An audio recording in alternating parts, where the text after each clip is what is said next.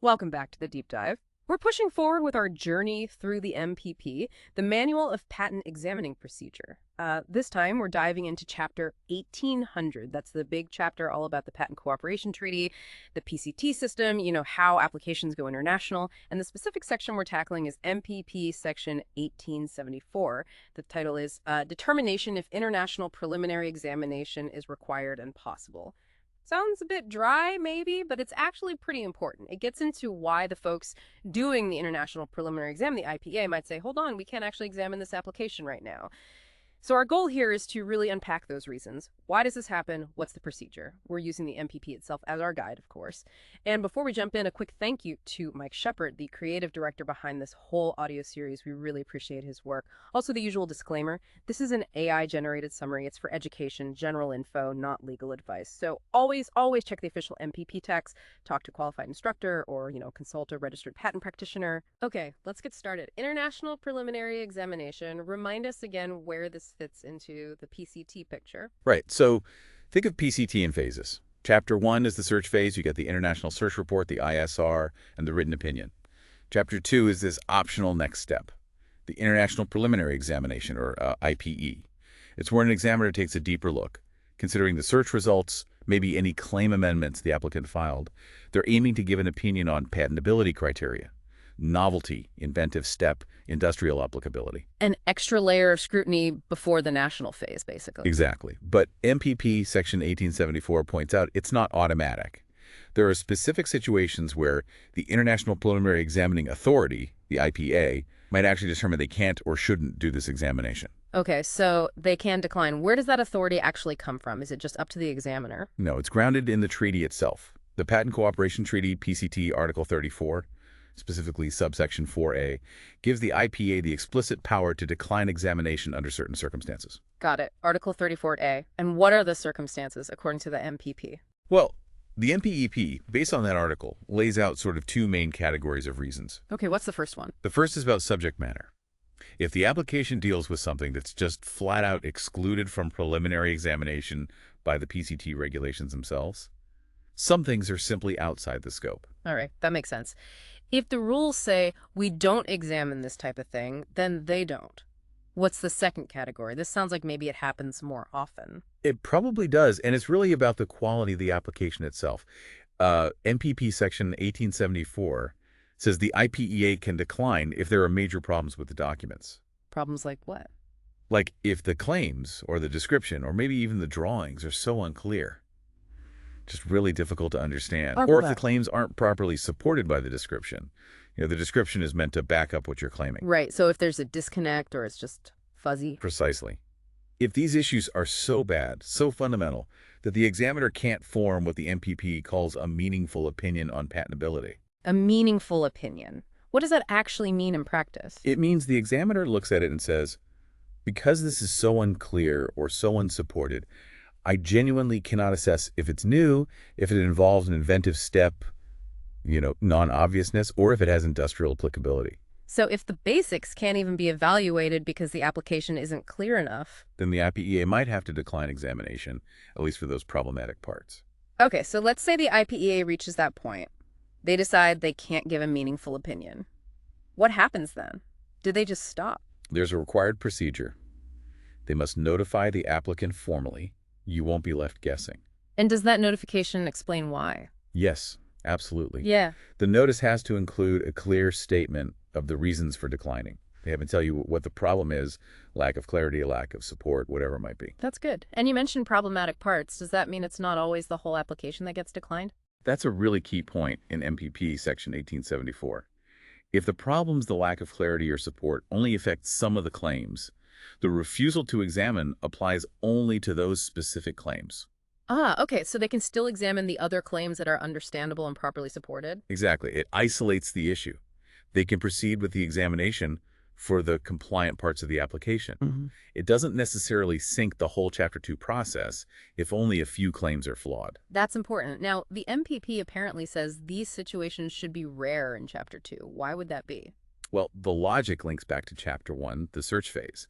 Most really fundamental problems, like claims being totally unclear or having zero support in the description. The kinds of things that would prevent a meaningful search in the first place. Right. Those should ideally be spotted by the International Searching Authority, the ISA, during Chapter 1. They'd typically be noted in the search report or the written opinion. So the applicant should have already gotten a warning about these issues. That's the idea. The applicant gets that initial feedback. Right. So by the time they decide to request Chapter 2 examination, they've hopefully had a chance to fix those problems, amend the claims, clarify the description, respond to the written opinion. Making it less likely the IPEA in Chapter 2 runs into the exact same fundamental roadblocks. Correct. Chapter 1 acts as a filter, in a way. That's why declining examination in Chapter 2 based on these core clarity support issues is expected to be less common. That makes sense. It really highlights how important paying attention to that Chapter I feedback is. Okay, if an examiner does find claims that fall into these unexaminable categories in Chapter 2, how do they make that official? They have to document it formally. The MPP instructs the examiner to note this on specific forms, usually form PCT-IPEA 408 or PCT-IPEA 409. It gets recorded which claims weren't examined and why. Okay, now there's another interesting limitation mentioned about the scope of what can be examined in Chapter 2, and it also ties back to Chapter 1. Yes, this is a really critical point, a potential trap even. MPP Section 1874 explains that generally, subject matter that's examinable under, say, U.S. national law should also be examined in the international preliminary examination phase. Okay, seems reasonable. But there's a catch. There is. The big unless is.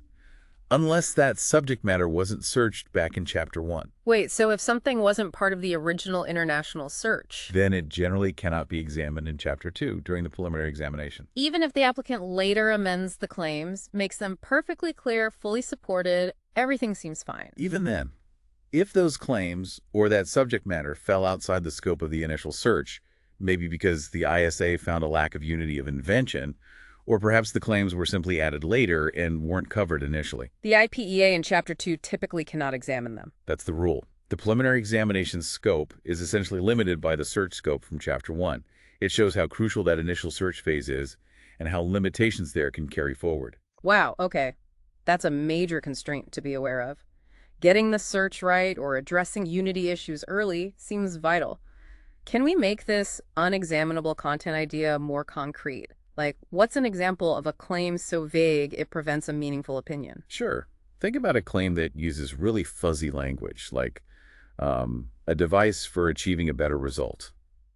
Better than what? How? What's the actual technical structure? Right, it doesn't define the invention technically. Or a claim to an abstract idea where the description gives no real technical implementation or practical application, if it's just a concept without the how-to. The examiner can't compare it to prior art effectively or figure out its utility. Exactly. If they read it and fundamentally can't determine the technical contribution or how it works in a practical sense, they can't assess novelty or inventive step. That's when MPP Section 1874 kicks in. They'd have to state that a meaningful opinion can't be formed for that claim, and it gets excluded from the IPE report. Okay, that paints a clearer picture. So let's bring this back to the listener. If you're working with PCT applications, maybe drafting them or guiding them through the process, what's the big takeaway from MPP Section 1874? I think the core message is the absolute importance of clarity and support right from the start. Drafting claims and descriptions with precision, providing sufficient technical detail. It's not just good practice, it's essential to avoid these kinds of procedural hurdles. It sounds like you're trying to preemptively solve the problems that MPP Section 1874 addresses. You are. And it also reinforces that link between Chapter 1 and Chapter 2. You really need to pay attention to the ISR and written opinion from Chapter 1. If issues are flagged there, address them before you request Chapter 2 examination. Because ignoring them might mean certain claims can't be examined later, or in rarer cases, the whole Chapter 2 exam gets declined for clarity reasons. Precisely. And understanding that limitation tied to the search scope is crucial too. You can't necessarily add completely new, unsearched concepts in Chapter 2 and expect them to be examined. So understanding these rules helps you interpret examiner actions, manage expectations, and ultimately draft stronger applications that navigate the PCT system more smoothly. Saves potential headaches later. Definitely. In a nutshell, MPP Section 1874 is the rulebook for the IPEA on when preliminary examination isn't required or just isn't possible. It covers excluded subject matter, major clarity or support issues, and that crucial link to the prior search scope. It's all about maintaining procedural fairness and ensuring the examination has a solid basis. It really emphasizes the need for precision, which leads to a final thought. We talked about drafting clearly enough for any expert examiner, international or national. Thinking about that, how rigorous are your own processes? When you draft or review an application, what specific steps do you take or could you take to really stress test the clarity and support? Enough so that you're confident it can withstand scrutiny anywhere, not just hope it squeaks by, something to mull over. And one last time, a disclaimer. This was an AI-generated summary. It might have errors. Use it for general info, not as legal advice.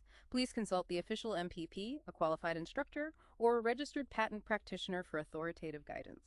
Thanks for tuning in to this deep dive.